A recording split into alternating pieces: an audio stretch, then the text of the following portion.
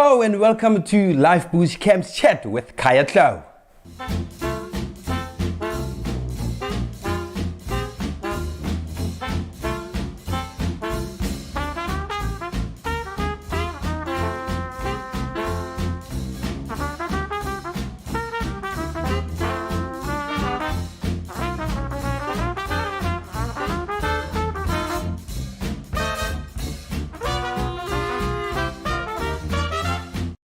Good afternoon everyone, my name is Khaya Tlou and welcome to my show again.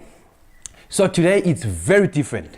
I'm going to do my show differently. So what happens is, because it's Heritage Month, so we're trying to do everything as traditional as possible. So today we'll be looking at our live camps and we'll be looking at what we saw in the previous week and that other week on our live camps. And what we'll see is we'll see different animals, and then we'll chat about those particular animals, how they are associated with culture, our traditional culture, and our traditions and our beliefs. So today I'll be looking at how are animals viewed in my culture and everyone's culture, because of the close relationship between humans and animals throughout history. In almost every culture, animals have been used to reflect nature of humanity and to symbolize the societal and individual human characteristics. So what happens is we'll go through these videos and we'll start by the live camps and we'll be seeing what's happening right now. So before we take you there, if you are new, welcome to my show. And the show goes like this. We're explaining about what we see on screen and what our screens have seen in previous days or previous weeks. And what happens is we have the live cameras that are planted in our reserve where we're at right now, which is called the Pride Lands, and on our neighboring reserve on the eastern part of where we are right now, which is called Quenga. And we also have penguin cam. And what's so nice about penguin camps, we moved it to the different nesting sites. So there is a possible nesting site that Brent has located, and so we'll be lucky to see what is happening right there. So VM, let's see what's happening live. So you can see right now we have our live camps, and before we start with that, let me see who's with me this afternoon. Barbara, hello. We have Rosalind, we have Katie Zygot, Deja Vu's, Mary Forwald, Cat 3, Annie. Hello everyone. Hello everyone. And so this is a new penguin camp. So you can see it's different from what we had. And Bavu this afternoon told me that, is it yesterday or the day before yesterday, they saw a penguin in there. So hopefully we'll be seeing a penguin laying an egg or two, or maybe penguins laying eggs. Who knows, because they sometimes nest next to each other. So what happens is we'll be seeing how the penguin lays an eggs and how they incubate and how many times they incubate a day, or who's taking much turns to incubate. Is it the male or is it the female? And this is very tricky because in my culture, because we are far away from the ocean, I don't think there's any surname that's related to a penguin. But if you do have a surname that is associated with penguins, please let me know. And what do we have here?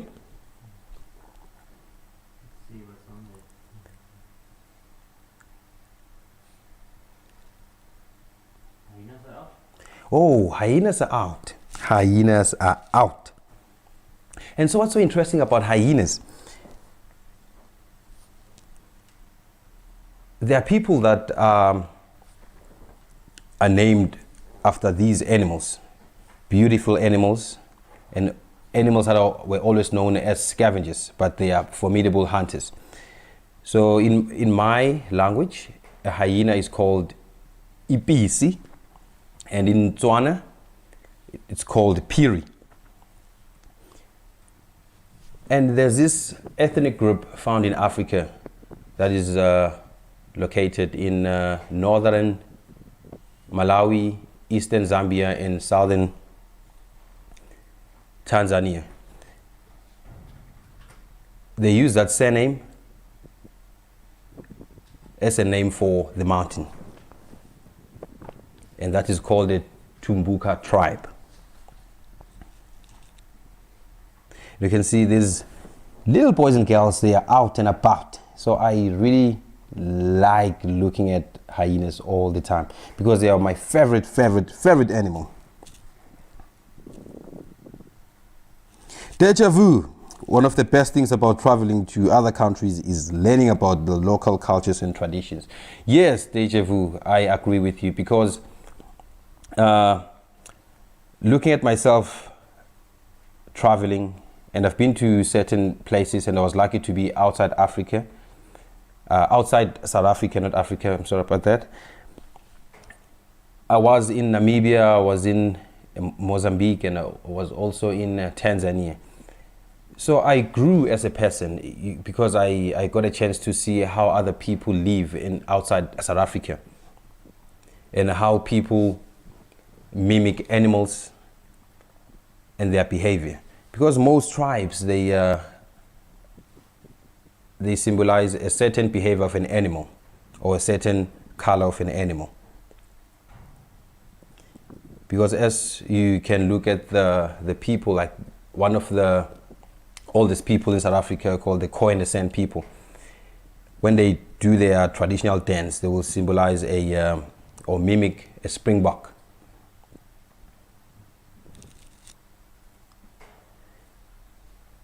So hyenas are my favorite animals, and we now going to go for another camera and see who's live with us. Maybe Kwenga, we might see elephants drinking, because elephants are the animals that likes to be at Kwenga. They go and drink and swim there, especially during the hot day. It's Boskamp.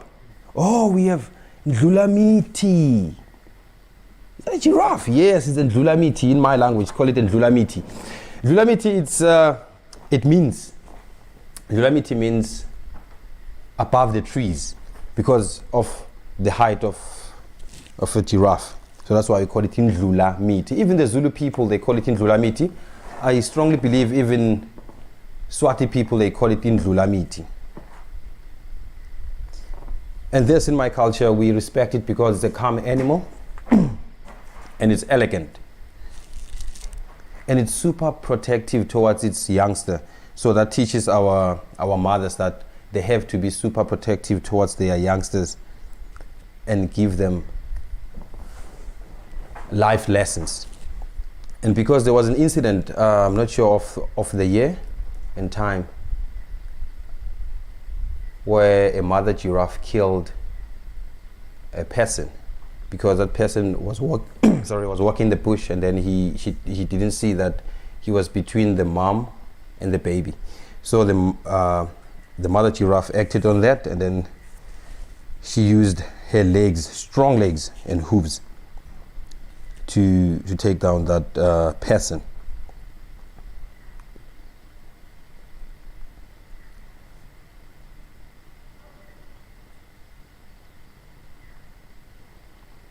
So what happened is he's attempting to drink there, but he's not drinking. Maybe he's bothered by something. So what happens is they don't like taking or bending down when they are on their own. What they do is, because they know that they are vulnerable, so it's not safe for them to drink water when there's no other giraffe to look around, because they know that lions, they use that opportunity when they go down to take them. Viam, what do we have? The lions. Yes, we have the lions.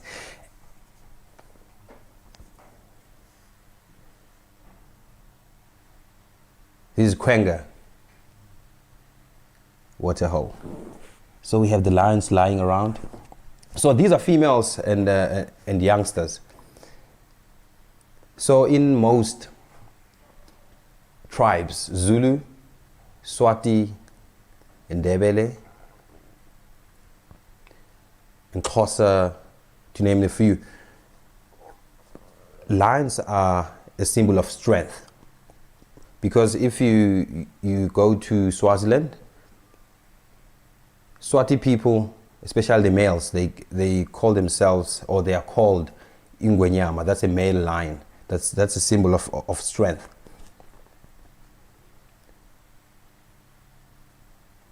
And in other Sotho tribes, there are surnames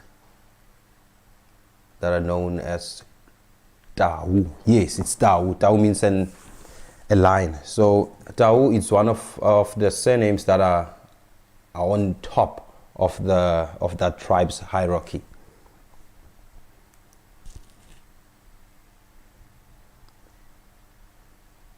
So talking about, and lions, they're active, very active at night. So what they do most of their hunting evening time and early morning. So what happens is they move a lot during the night, because what they do, they really need to follow buffaloes, or they follow where the possible prey species might be. And then during the day, they prefer to sleep, because they can sleep about 12 to 18 hours a day, especially after a big meal. If they kill a buffalo, big, fully grown male buffalo, they will definitely sleep the whole day, just right next to the carcass. They won't leave it until they're satisfied. And then you will see the vultures coming in, you will see hyenas coming in, and also eagles. They were spotted at the carcass. Yellow-billed kites, battle. Oh, that's a male lion. That's Ingonyama, the king.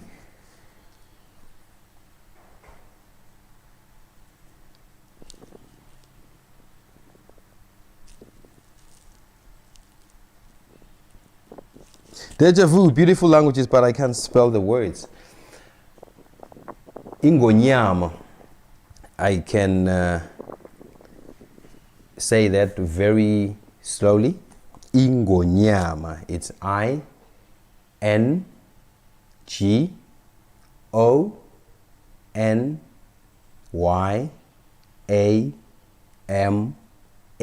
Ingonyama. It's a male lion. And then Piri or Pisi. Piri, it's a spotted hyena. It's PHIRI.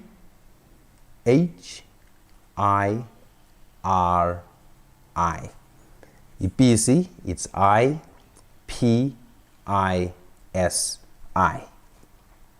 Let's go to our next video. Alaramo. Welcome. Yeah, there was an amazing lightning at the background there. And we have the lions during the day. So what happens is, this is what they do. This was late afternoon. That was after 4 p.m. So what they do is they sleep. Especially, you can see this was a hot day. They sleep during the day. When it's hot, they find a nice shady spot, and then they will start moving around 4, 5, 6-ish when the sun goes down, because it gets much cooler. And you can see the Game Drive viewers there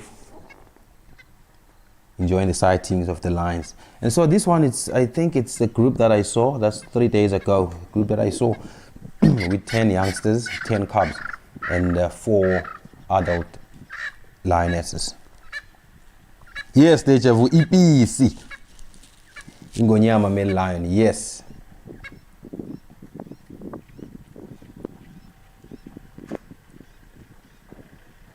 So you can see what they are doing now. It's because they are followed by these youngsters now. Because youngsters, they follow their mothers when they are about 6 weeks old.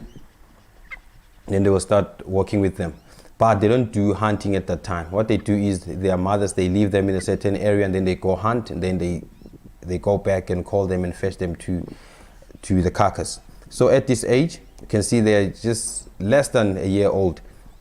So what they'll do is they will follow their mothers until a certain area where they start hunting. Then they will just lie down and see what is happening and get all the tactics of how they have to hunt when they get older.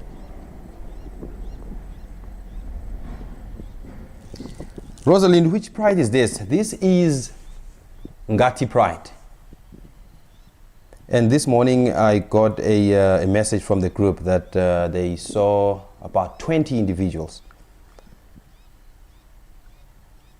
in our neighboring reserve, which is Kwenga. So Ngati means blood in Shangaan. And Shangaan is the local language of where we are located right now, Pride Lands, next to Hoedspruit.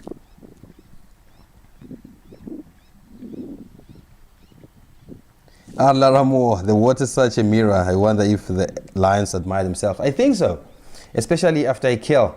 When they go drink and then they see themselves, their faces covered in blood, I think they do tell themselves that, whoa, I do look fierceful or fierce, or I do look like reddish.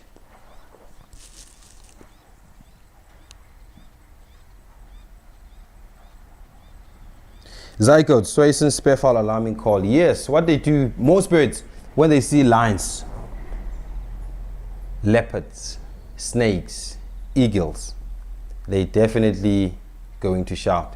And especially this bird called a grey lorry, which is called a known as I want this name. I almost a guefool. Yes, in Afrikaans name guefool.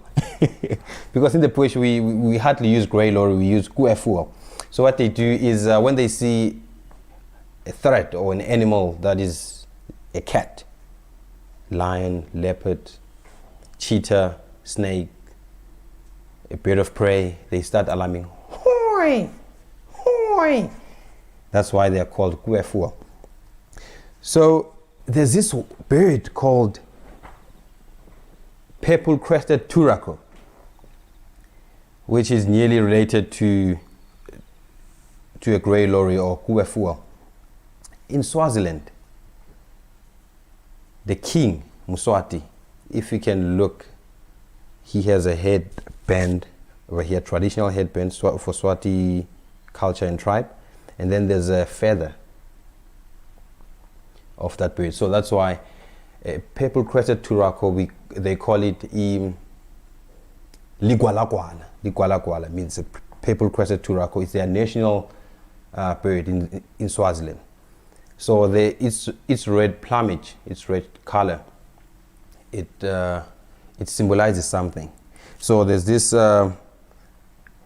it's reserved for the Dlamini royal clan, which are also known as the children of the sun, Emalangin. That's the, I can say it's their clan name derived from the red color of a purple-crested turaco. And then I was told by Bavu, because he's a Swati, and he's originated from Swaziland. So Sean, Oli, hello. Any good call that, Khaya? Thank you so much. I'm trying my level best to master all the bird calls. So what happens is we will be hearing beautiful calls very soon. I think sometime October. Woodland kingfisher are coming back. The woodlands. I want to show you a bird. The last part. So VM wants to show us a bird. Please, VM.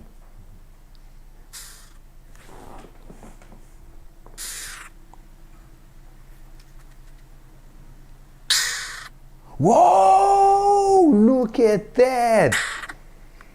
Once you see this, then you are the luckiest person in the world. You'll hardly see this bird in a tree. You'll hardly spot this bird when you're on a game drive, because they like being in bushes around thick branches and grasses. Wow, a Burchell's cuckoo.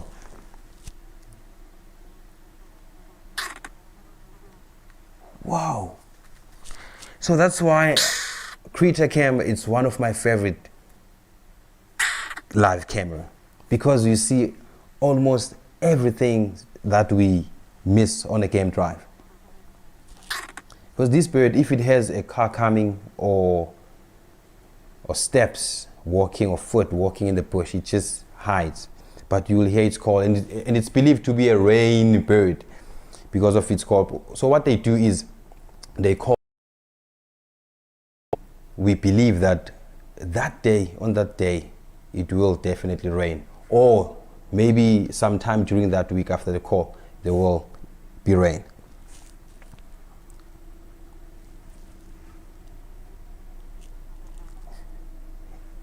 Thank you, Barbara, for coming to my rescue.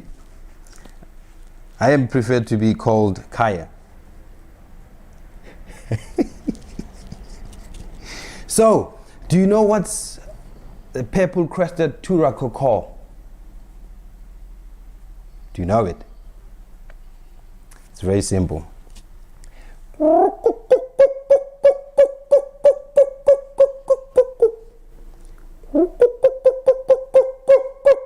Very, very loud. Very, very loud. But it's beautiful. It's colorful.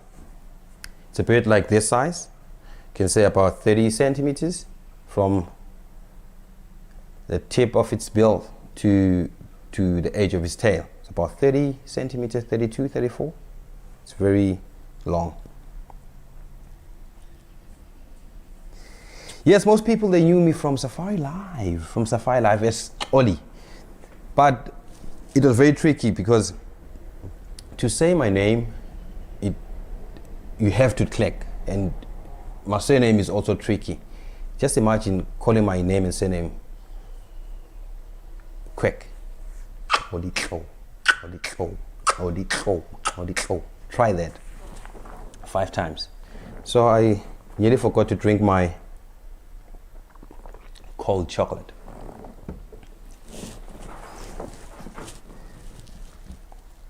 So what do we have, VM? Do you have maybe an elephant? No, we'll go for an elephant next. Okay, we're going for an elephant on the next one. Let's see who's here. Whoa! A leopard. This is Kwenga waterhole, very far from where I am right now. Very far. It'll take me about 20-30 minutes to go there. And leopards. Whoa. It's so interesting seeing a leopard, because we hardly see it in this area, because this reserve, it's not as old as like 5 years, like four years, this reserve. So animals like leopards, what they do is they don't really have territories around here, because it's a new reserve. So they're trying to see what's in here, who's the boss here. And some, I believe, I think they do have territories, but because they are a little bit skittish, when they hear the vehicles, and then they move away from us. And there's this one incident that's happening in the meantime on the western boundary. We saw a carcass yesterday morning. It was stashed under a tree, bushy tree, and then it was partially eaten. And we went there, and I saw that it's a leopard kill, because I saw its thigh, the fur were being plucked off, and that's what leopards do sometimes when they feed on impalas or a prey. And then we went there early evening, and then hind legs were not there. and the animal was not there who was feeding on that. And then we went back again around 9-10ish at night, and then we set up trap cameras there. So hopefully in 2 or 3 days we'll be collecting them and see what was feeding on that carcass. Because leopards, you know, they always say you'll only see leopards when they want to be seen. Because leopards, even if you're on foot, what they do is, if they can see that you don't see them, they will sit down and try to blend in as much as possible. And you can just pass them. And then they won't even move. And after maybe a certain distance, you will see them pouncing up, boom, gone. So that's why leopard is one of the shy animal and very intelligent too.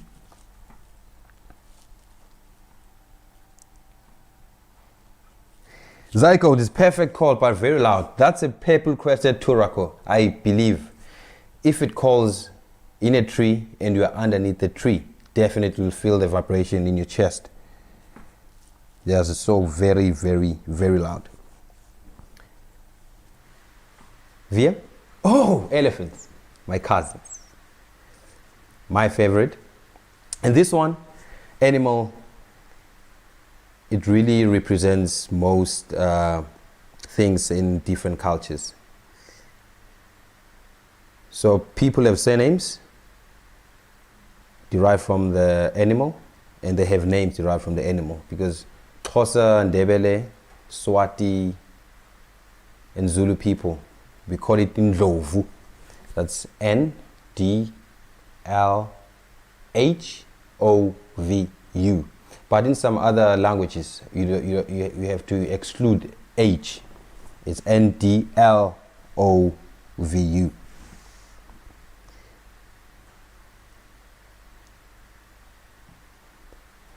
And in the Swati tribe, I'm talking about Swati tribe more than my David tribe, but I find it interesting because the mothers of the house, or the mothers in general, or females in general, but the ones who are grown-ups, they call them Indlovukati, or a queen. They call them Indlovukati in Swati, and in Zulu they call them Indlovukazi. That is a female elephant. And as we know that elephants, female elephants are the head of the head. Do that make sense, William? Female elephants are the head of the head. Matriarch. So that symbolizes like the queen in Swazi or Swati nation. So that's why you find a king, which is called Ingonyama, and then the queen, who's called Indlovukati.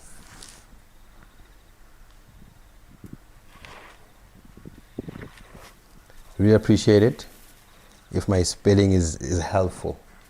Beautiful. You can see how powerful this animal is. So that simply tells the strength of our mothers in this nation.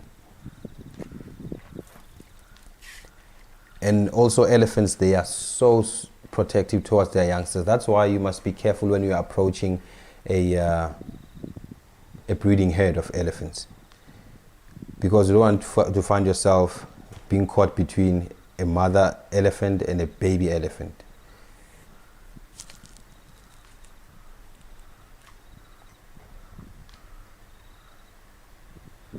So this one is feeding apart. Definitely this is one of the bulls that I know, which it lost its tusks. So we have baboons. Baboons. You always laugh when I see baboons, because they are always up to something wrong, if I can put it that way. They are good when they are in the bushes. They are fine. They are beautiful. They can give you beautiful behavior. But when they are in a lodge or around our campsite, it's a problem, because once they find an opportunity to be in the house, then it's a disaster. It is a disaster. So their surnames derived from baboons and monkeys, called them Tweni.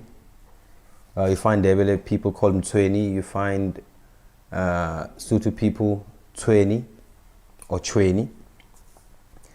And I was talking to Mama Lucy, the lady who's helping us here in the house. She told me about Bomatebula in Shangaan. Bomatebula, they're also represented by the baboons. Bomatebula. Look at that big boy.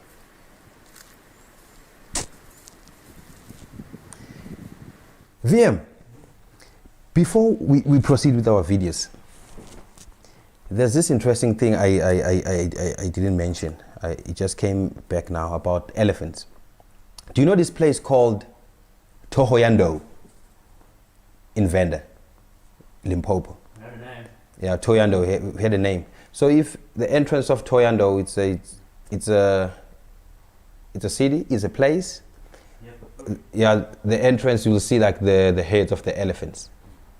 So Thohoyandou is a Venda name for an elephant. It means the head of the elephant. Thohoyandou, hloko yendlovu in my language. So what happens is, in the great 19th century, the king of the Bavenda people was his name. So that's why the town was called that. It's very interesting.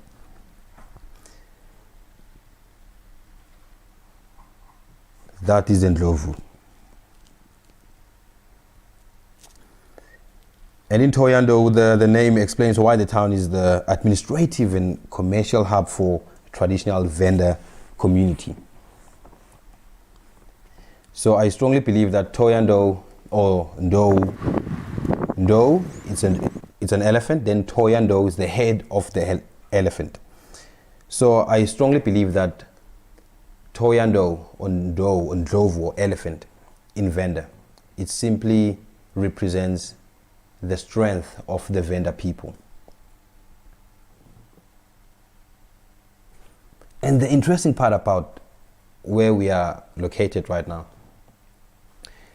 it's that we are in Bushbuck municipality, right? We're in Bushbuck in Hoedspruit. It's Maruleng. Maruleng, but we are next to Bushbuck. There's this place called Bushbuck Ridge, so it's under Bushbuck municipality. So it was named after a bushbuck. So I don't know whether we'll be having any bushbuck clips here. Let's see if there was in sea. I just wanna, because it's such a great history behind this name, Bushbuck Ridge.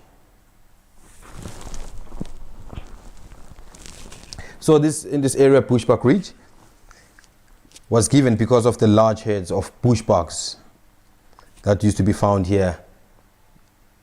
Oh, this is Inyala. This is Inyala. I think we don't really have a bushbuck clip. So VM, if you can go to my folder, then I think there is a folder with a written bushbuck there. Go to Khaya.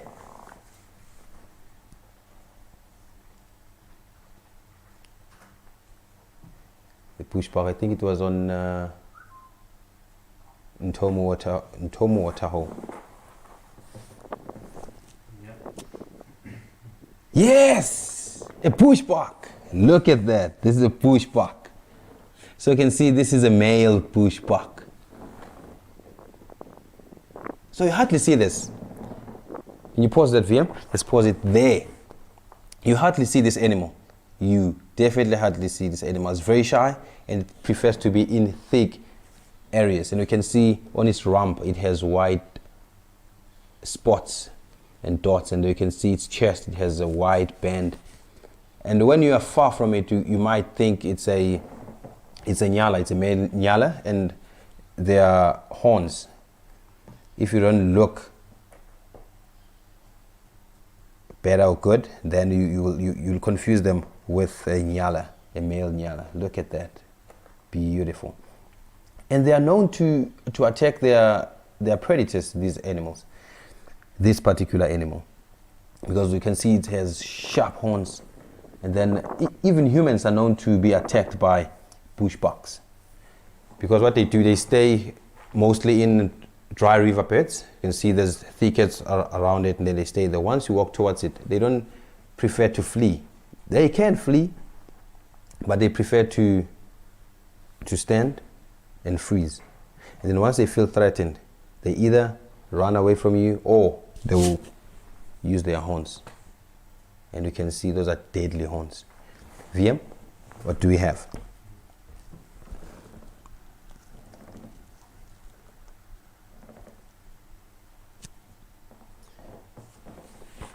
Let's see who's with me.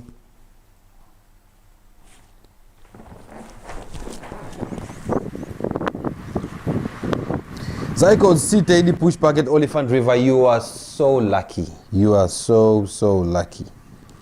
Because we do have bushbucks here, but we hardly see bushbuck. Oh, impalas. These ones, we see them every day. And you can find Zulu people, their surnames are called or are derived from this animal called pala or impala.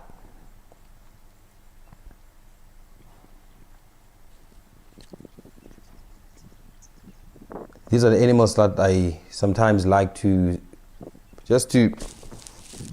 stay next to them. Just look at them, look at their beauty, their cleanliness, and how they are associated with one another.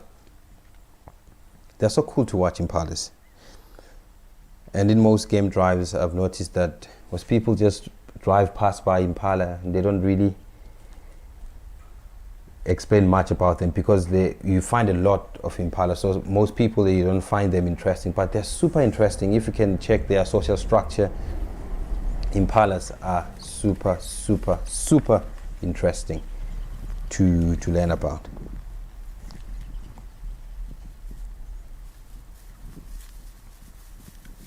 Zyko, they did run away from painted dogs a few days back at Oliphant. Oh, bushbuck, yes. That's what they do, because remember,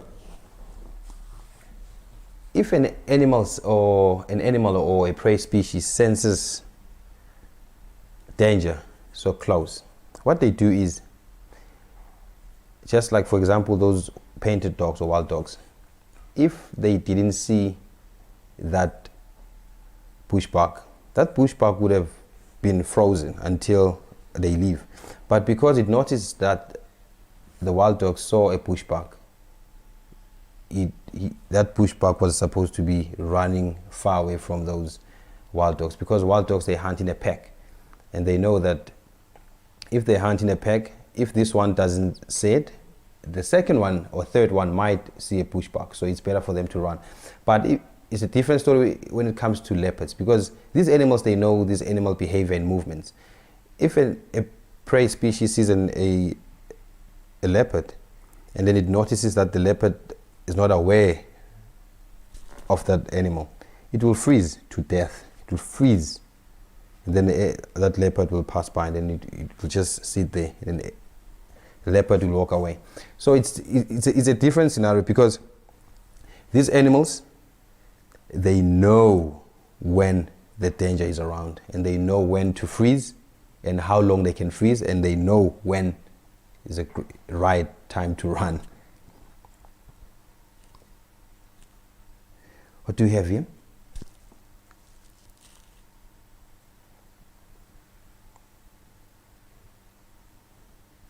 Whoa, shiny eyes. Civet. It's an African civet.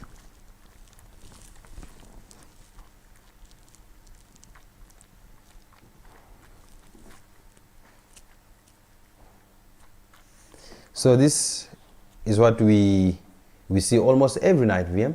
almost every night critter cam. I think they set up a territory here.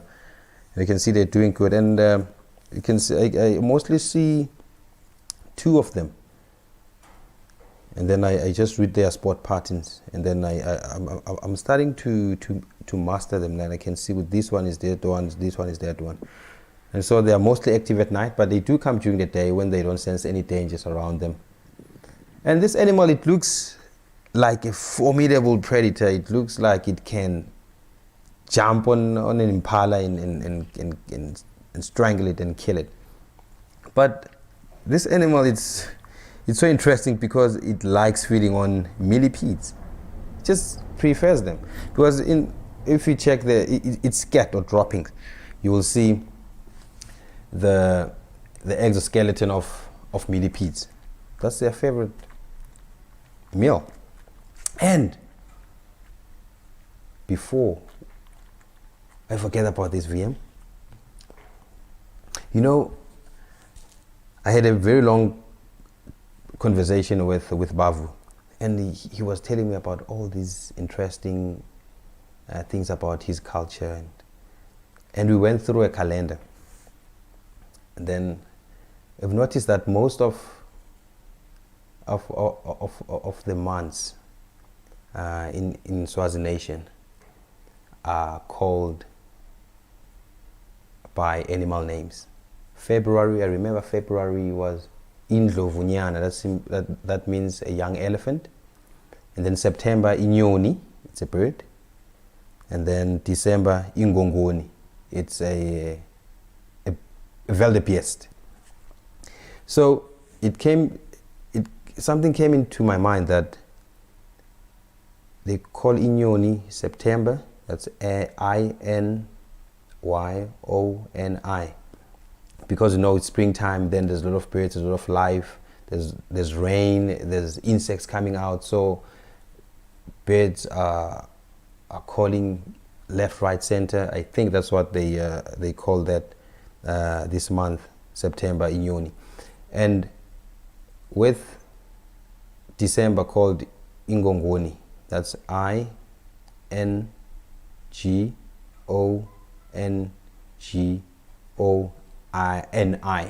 Ingongoni, it's a wildebeest. So I think they name these months just from what they used to hunt in that specific particular month. That's what I think. So it's so interesting how you can see the animal characteristics and human characteristics. We go together. What do you have here? Critter cam. Squirrel. This make me to think about my former trainer when I was still at Trek Academy. That's 2016. He used to call this animal Squirrel because he couldn't really say squirrel. It's Squirrel. Inyoni, September in Swazi. Yes. Chef lady reminds me of a raccoon. Yes. A civet nearly looks as a raccoon, but raccoons are much naughtier compared to a civet, because you don't want your raccoon in your house, right? I don't think you'll want 1 or 2 or 3 wild raccoons to be in your house or in your garbage bin, because they.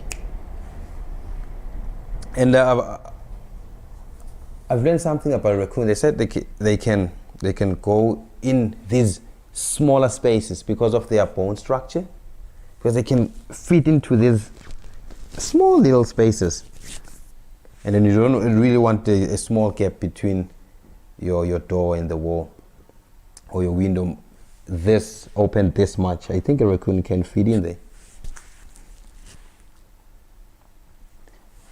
Have something for you? Oh, critter cam. Oh, it's always pumping. Yes, always pumping. There's always something at Creator Camp. This is called a, you have to be careful to when identifying this bird, because you might think it's a yellow-billed hornbill, whereas it's a red-billed hornbill. Look at the beak. It's red. It means it's a red-billed hornbill. And then we have a yellow-billed hornbill. Most people, they differentiate them by calling them flying chili or flying banana. Flying chili is this one, and the flying banana is a yellow-billed hornbill. Chef lady, they make a mess. You don't really want them in your yard. Raccoons.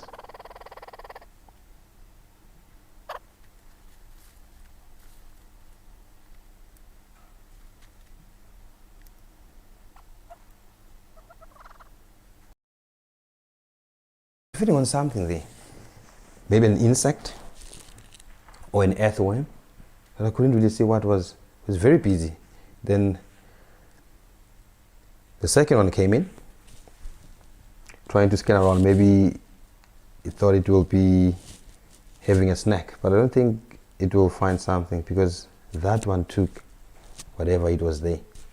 Because there's so much happening there. That's why these birds, they come, and when they see other birds around that water hole, then they wait until they attend, then they come and investigate and see what's happening, what's what. And so, what a great show. What do you think about, what comes into your mind when you think about animals and their behavior? And you think about some cultures, like especially when we have a traditional ceremony, like the dances and how we dress. So that simply means it's an animal world. I can say that it's an animal world, because in most traditions and cultures, what we do culturally, it includes an animal behavior. How we dance, how we dress, how we paint ourselves, and how we sing sometimes. Because there are tribes where they sing, you hear them like, woo, woo, woo. Maybe they mimic a certain animal, a lion, or maybe a hyena. Because when I was in Namibia, I've noticed that the females, when they are dancing and singing, they do have this one particular thing they do. They can pronounce words when singing, but they make these certain calls of a certain animal. What do we have here?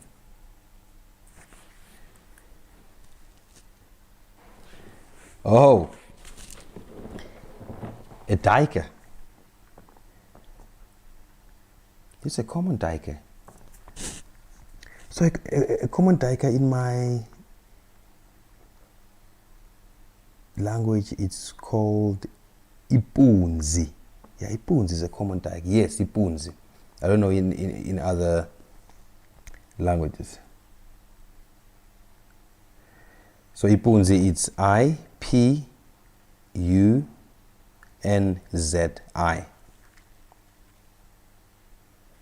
So these ones are mostly active at night. You can see them during the day, but they prefer to be in thick areas at night, and then they will start feeding when the night time approaches. But if they see an opportunity, they don't smell any predator, they will definitely go to water holes. They will definitely feed around, but you won't really see them in an open area. They don't like it unless they are passing them. But you won't really find a common duiker just standing in an open for about maybe an hour, just like impalas, for hours and hours in an open area during the day. You won't see that happening.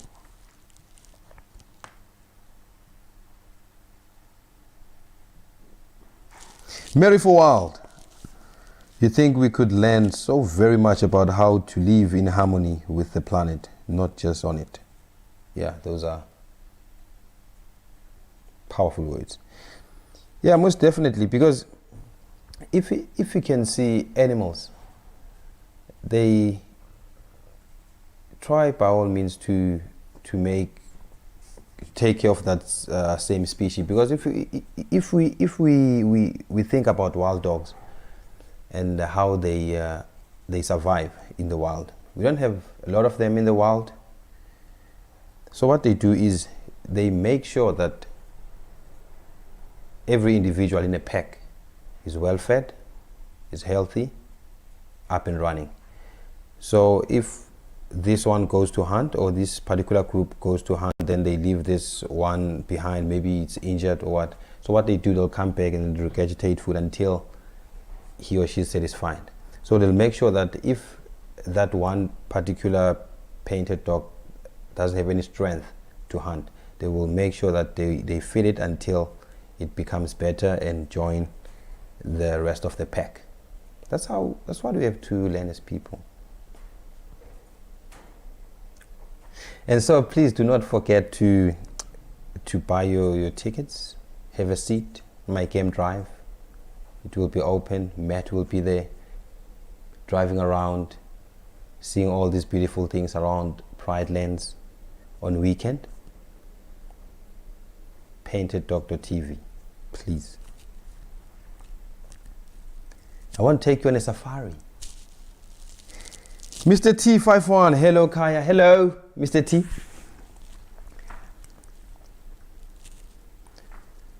Coast cider, what do you have, VM?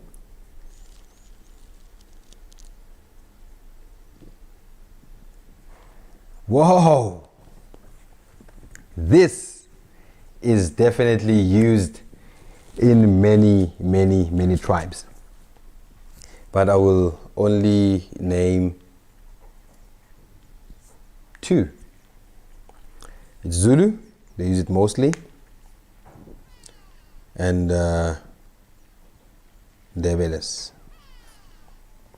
We call this one in Ndebele imbutuma, buffalo, imbutuma. It's IMBUDUMA,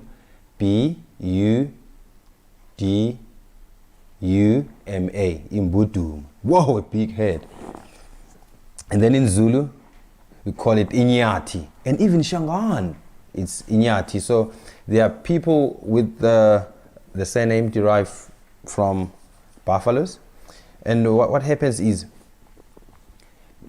in some tribes, I don't know in other tribes what they do, if your surname is related to a particular animal, that simply means you're not allowed to eat that animal. Just like people from Butuma families, they don't eat buffaloes, and people from Nyati, they don't eat that. What they do is, that's their, I can put it this way, that's their spirit animal. So they don't have to feed on that. But you know, times change. So you'll find a person, a Nyati person, eating a buffalo. Yes, I call it Daga boy. So we have a beautiful big head here. You can see it's relaxing nicely, making sure that no one is in danger, eyes everywhere, looking and smelling, listening to your surrounding. If there's a threat lurking around, definitely they will approach it.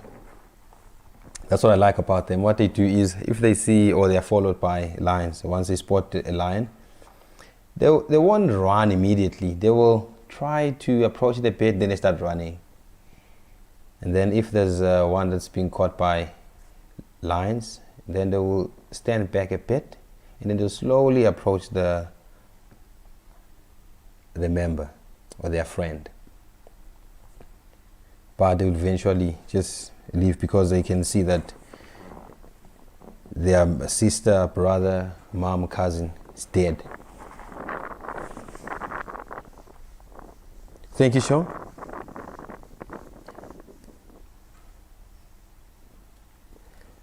So you will hear people saying, when you come visit in South Africa, and you especially go to Zulu areas, Ndebele areas, Shangani areas, you'll hear people calling themselves Uboya Benyati.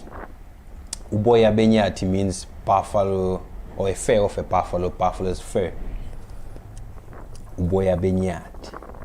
So that's one of their praises.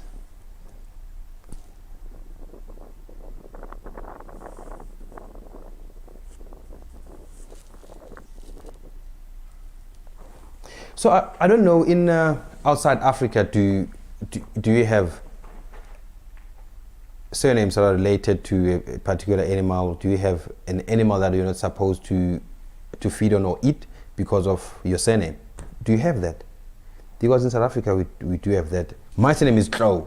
That's an elephant. I don't eat an elephant.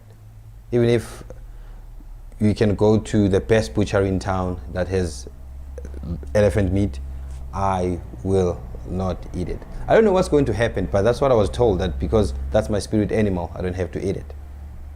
My surname means a brackish fawn in German. So it's like brackish water. Brackish water? Yeah, like salty water. Salty water. Salty water fawn.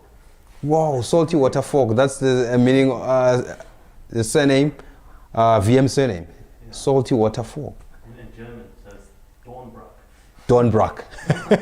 That's German, right? Yeah. Dornbruck. Salty water foam. So that simply means you're not allowed to eat salty water.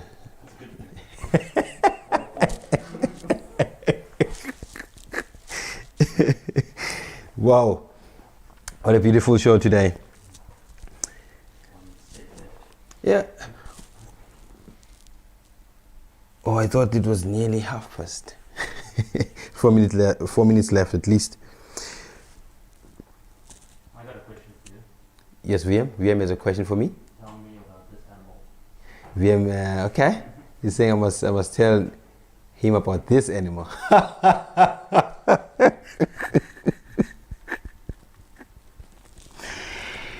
VM, a slender mongoose. A slender mongoose, VM. Let me think, because I don't think we have a cultural significance in my tribe. So, but I will definitely tell you a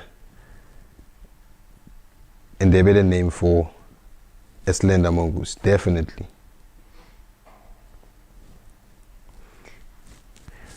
You know how long it is? Am I ready for this? A slender mongoose name. Ubutsopelani.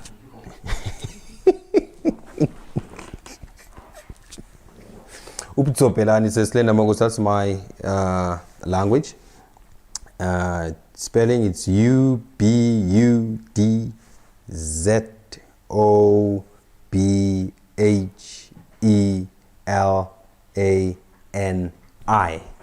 Whoa! But I know it's VM's favorite. I know VM, you like finding tracks of a slender mongoose on a drive when you go for drives, because VM doesn't really go out for drives, but when he does go on drive, he will be asking me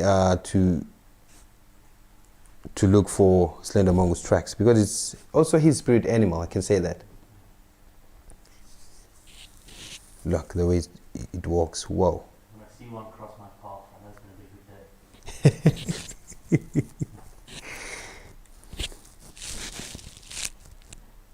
Look at that.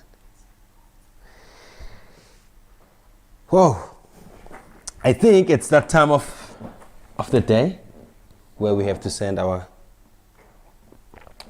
goodbyes. Let me drink my cold chocolate and my cold water. I'm doing this for Bavu, because he's the one who gave me this water. So he said I must drink it live, so I'm drinking it live. Bavu, I think you're okay now. So people, thank you for watching, and thank you for tuning in. I will see you definitely in the next show. That will be the 4th episode of Live Bush Camps Chat. And happy Heritage Day. Is it tomorrow, right? Yeah, tomorrow is Heritage Day. Happy Heritage Day. And have a blessed one. If it's nighttime, good night. If it's morning time, enjoy the rest of your day. Be safe at all times. I'm gonna leave you with my language. nginithanda nonke. Ngiyathemba bonyana ihlelo lami nilithokozele namhlanje. Zonibona iveke ezayo.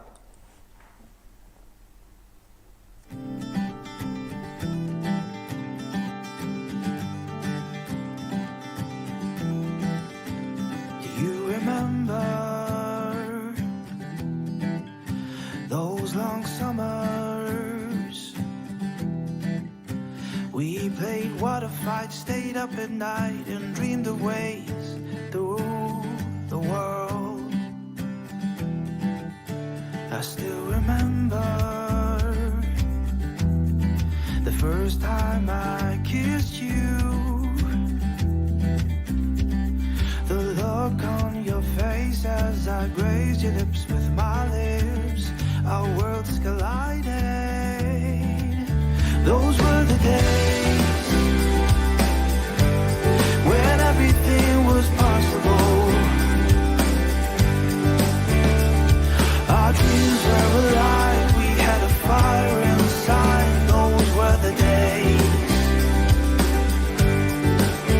Those were the days.